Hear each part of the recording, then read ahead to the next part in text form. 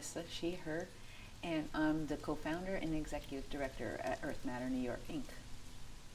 Well, during the pandemic, when it first hit, we lost all of our funding. So we were contracted from the Department of Sanitation's New York City Compost Project, and it just abruptly ended within 2 weeks. So no one was employed.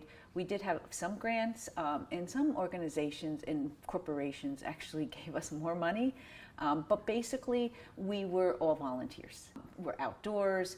We had social distancing. We definitely followed the COVID protocols. And so all the volunteers, including groups, were able to meet that. We reduced the amount of people that were gathered together, but actually our numbers grew because people really were looking for a way to plug in and help.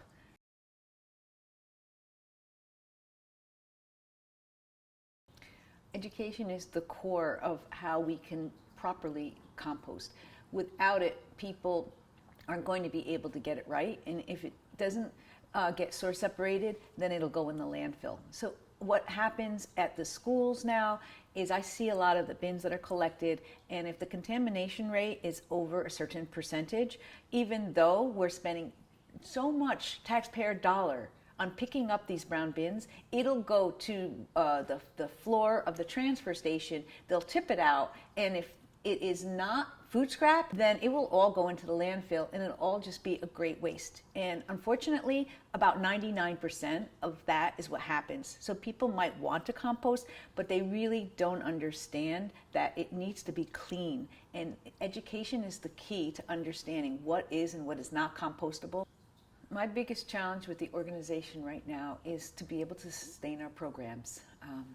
Education is not a finite thing. You can't maybe quantitate it, have that kind of a value. It's a qualitative.